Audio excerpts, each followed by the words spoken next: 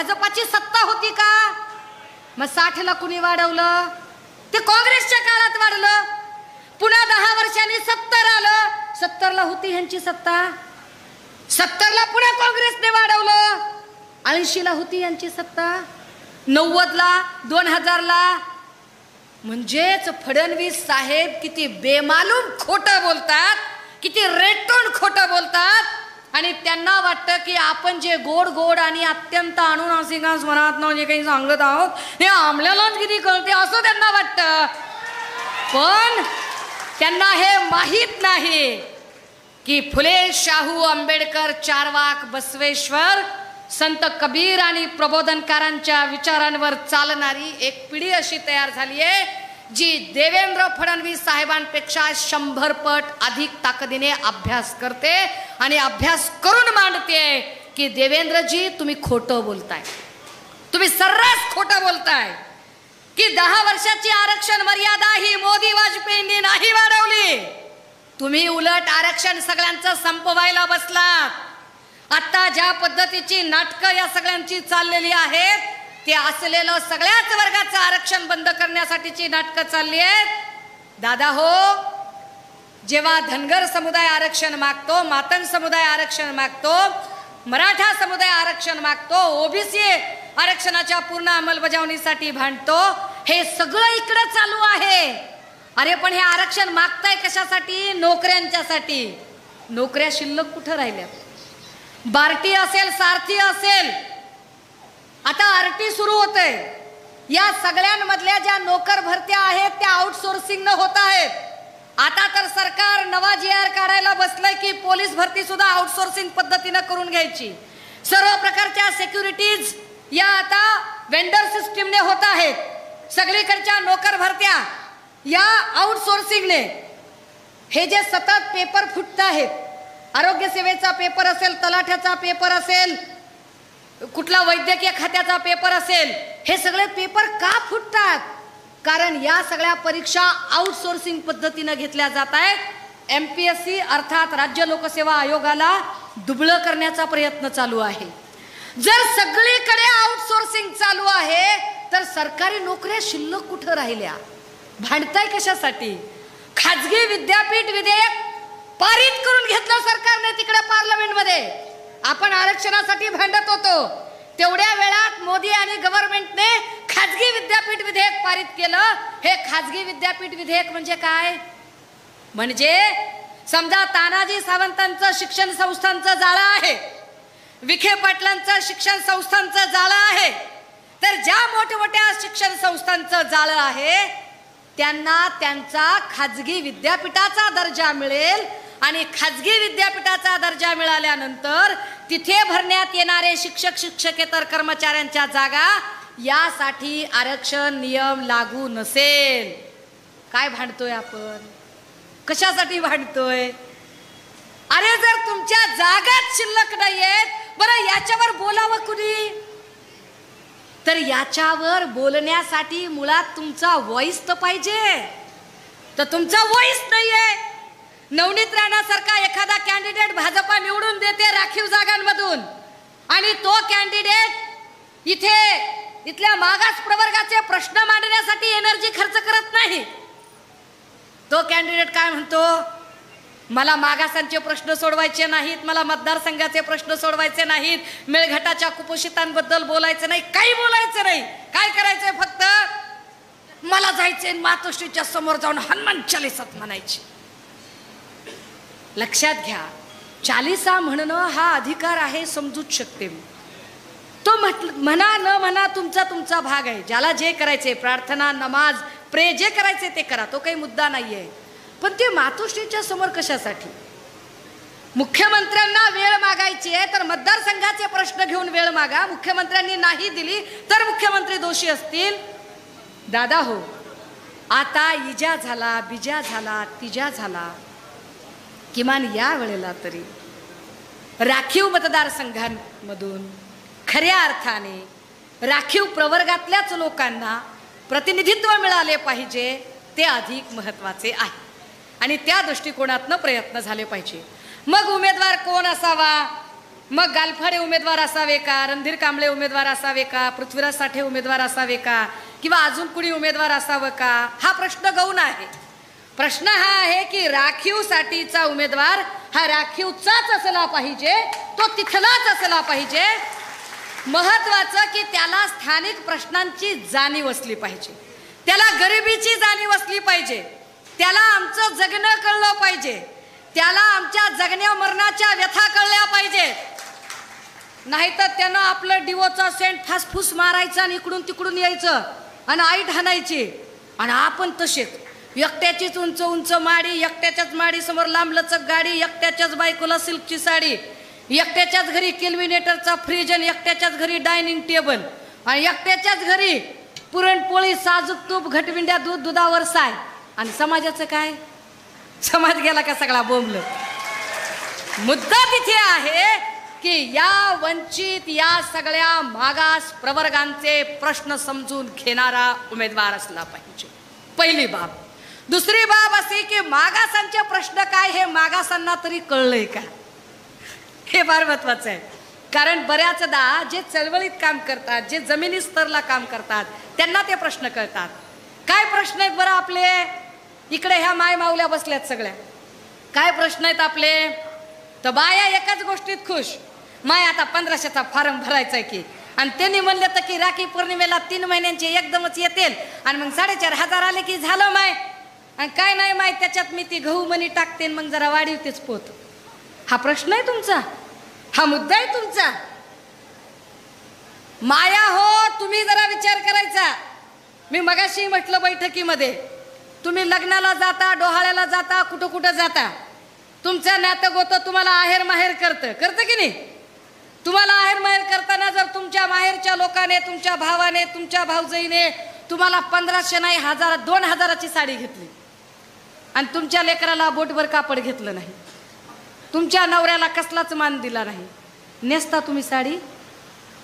अय नेसता का? अय इकडच्या मागच्या आवाज येऊ द्या, इकडच्या नेसता का? आता विचार करा. शिंदे साहेब म्हणले की तुम्ही लाडक्या बहिणी आहेत. माया हो, तुमचं वय किती? तर काही जणीचं वय 40, कुणाचं 45, 50, 60, 65 आहे की नाही वय तुमचं? शिंदे साहेबाचं वय सध्या किती? तर 60-65च्या मधलं. आता 3 महिन्यात अचानकच शिंदे साहेब म्हणाले माझ्या लाडक्या बहिणी, लाडक्या बहिणी. आणि 60 वर्ष कुठं होत्या मग? 60 वर्ष ह्या बहिणी नव्हत्या होय? बहिणी नव्हतात तुम्ही 60 वर्ष? तेव्हा कुठे होतात तुम्ही?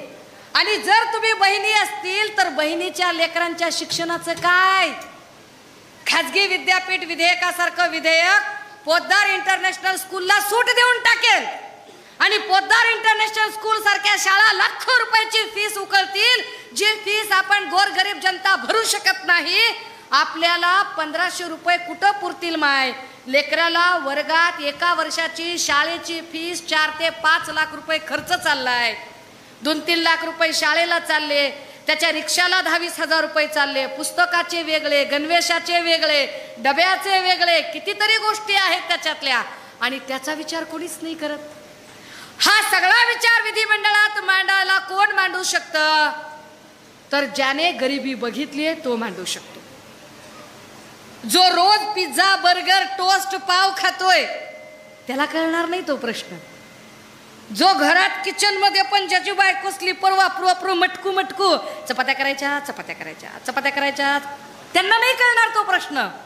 हा प्रश्न त्यांना कळेल ज्यांनी गरिबी सोसली आहे, ज्यांनी गरिबी झेलली आहे, ज्यांना कळलंय हे सगळं प्रश्न. माय माऊल्यांनो, हे नीट समजून घ्या की आमचे प्रश्न काय आहेत. तर आमचा प्रश्न हे आहे की आमची ही सगळी जी तरणीबांड पोरं आहेत, या तरण्याबांड पोरांच्या बेरोजगार हातांना काम नाही. जाणीवपूर्वक काही लोक त्यांना काम मिळणार नाही अशीच व्यवस्था तयार करतात. ते अशी व्यवस्था का तयार करतात? कारण त्यांच्या राजकीय मोर्चे आणि आंदोलनांना त्यांना ह्या युवा पिढीचं रॉ मटेरियल हवं असतं. झेंडे दांडे घेऊन फिरणारे, झेंडा त्यांचा, दांडा त्यांचा, खांदा तेवढा आपला. घट्टे पडले ना आपल्या खांद्याला, घट्टे पडले राजे हो, मग एक ठरवावं लागेल की खांदा पण आमचा, दांडा पण आमचा, आणि त्याला लागलेला झेंडा पण आमचा. ठरलं पाहिजे एकदा. आणि म्हणून महाराष्ट्राची अस्मिता जपण्यासाठी मी मघाशीही पत्रकार बांधवांशी चर्चा करताना म्हटलं की केज विधानसभेची जागा ही आमची हक्काची जागा, पण दिवंगत लोकनेते मुंडे साहेबांच्या प्रेमापोटी ही जागा आम्ही भाजपला सोडली. त्यांच्या प्रेमापोटी ही जागा आम्ही दिली. आज घडीला दिवंगत लोकनेते हयात नाहीत, मुंडे साहेब हयात नाहीत. मुंडे साहेब ज्या युतीचे शिल्पकार होते ते युतीसुद्धा नाही. आणि त्या युतीचा वसा वारसा जपण्यासारखी विचारधारा असणारी, ती जाण असणारी आता ती माणसं सुद्धा नाहीत. आता सगळं ठेकेदारांचं, कमिशनवाल्यांचं, गुत्तेदारांचं युग आहे. अशा सगळ्या ठेकेदारी आणि गुत्तेदारी मोडीत काढायची असेल तर पुन्हा एकदा ही जागा शिवसेना उद्धव बाळासाहेब ठाकरे पक्ष ताकदीने महाविकास आघाडीकडे त्याची मागणी करेल. आणि त्या मागणीमध्ये इथून काही उमेदवार हे असावेत जे उमेदवार खऱ्या अर्थाने मागासांचे प्रश्न समजून घेतात, ज्यांना हे कळू शकतं की जर आम्ही असे इथून पिंपळ्यापर्यंत गेलो आणि पिंपळ्यावरून जरा खाली गेलो तर तळणीपर्यंतचा रस्ता, आत्ता रस्ता झालाय पण आधी रस्ताच नव्हता, मध्ये पूसला रस्ताच नव्हता. रस्ता इथून तिथून धर्मापुरी किंवा घाटनांदूरपर्यंत झालाय पण मधल्या गावांमध्ये गेलं तर रस्ता नाहीये, PHC नाहीये, प्राथमिकच्या आमच्या सोयी नाही आहेत, आमच्या रक्तलघवी तपासणीच्या सोयी नाही आहेत, आम्हाला तिथे आरोग्य सुविधा मिळत नाही. त्यासाठी वरच्या दवाखान्यात यावं लागतं आणि वरच्या दवाखान्याची अवस्था काय वेगळं सांगायची गरज नाही. या सगळ्या प्रश्नांमध्ये आमच्या लेकरांचं शिक्षण, आरोग्य आणि सेवा सुविधा मिळाल्या पाहिजेत यासाठी प्रयत्न करणारे.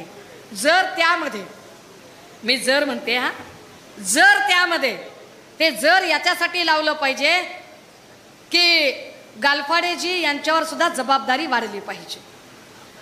जर त्यामध्ये रमेश गालफाडेजी हे ताकदीने हे प्रश्न मांडू शकत असतील तर त्यांनीही पुढे जायला हरकत नाही, त्यांनीही हे नेतृत्व करायला हरकत नाही. आपण त्या पद्धतीने, कारण जो कुणी हे शिवधनुष्य पेलायला तयार असेल, जो कुणी इथे अन्यायाविरोधातली मशाल हातात घ्यायला तयार असेल, त्याच्या मनगटामध्ये ताकद यावी यासाठी ती सगळी ताकद त्यांच्या पाठीशी उभी करण्यासाठी म्हणून इथली लेक बहीण म्हणून आणि या संपूर्ण वंचित उपेक्षित समुदायाचं देणं लागतं म्हणून त्या समुदायातली त्या विचारांवर चालणारी लेक बहीण म्हणून ती माझी जबाबदारी असेल आणि ती जबाबदारी मी ताकदीने पार पाडेल. परंतु मला रमेश गालफाडेजी आपल्याला सुद्धा सांगायचे की लोकांनी फार हारतुरे घातले, तुम्हाला घोंगडी वगैरे उबदार दिली, ती उबदार घोंगडी याच्यासाठी दिली आहे की हा समाज कुडकुडत नाही राहिला पाहिजे, त्यांच्या डोक्यावर छप्पर आलं पाहिजे, त्यांना काही मिळालं पाहिजे. ते फुलांमध्ये सत्कारापेक्षा सुद्धा त्या फुलातल्या प्रत्येक पाकळीमध्ये लक्ष लक्ष जबाबदाऱ्या आहेत, त्या जबाबदारीचं भान आपल्याला असलं पाहिजे. ती जबाबदारी पेलण्यासाठी आपण सज्ज राहाल. येणाऱ्या काळात महाविकास आघाडीच्या वतीने जे काही अनेक लोक इथून इच्छुक आहेत त्यातले आपणही एक प्रबळ दावेदार आहात याची मला कल्पना आहे. नाही तर तुम्ही म्हणाल ताई मी एवढा मोठा कार्यक्रम घेतला आणि तुम्ही एकदा सुद्धा माझ्याबद्दल कसं बोलला नाहीत. तर मी विसरलेली नाही, माझ्या सगळं लक्षात आहे. मला जे काही माझ्या निदर्शनास येत आहे ते माझ्या पक्षश्रेष्ठींपर्यंत पोहोचवण्याची जबाबदारी इमानी इतबारे पार पाडणार आहे. पण तितक्याच इमानदारीने तुम्ही सुद्धा तुमच्या लोकांच्या सोबतची नाळ असली पाहिजे. आणि अजून एक राजे हो, मी खूप लोकांना ओळखते बरं का, खूप लोकांना, म्हणजे RD जोगदंड पासून तर अगदी कितीतरी नावं घेता येतील, मी अनेकांना ओळखते.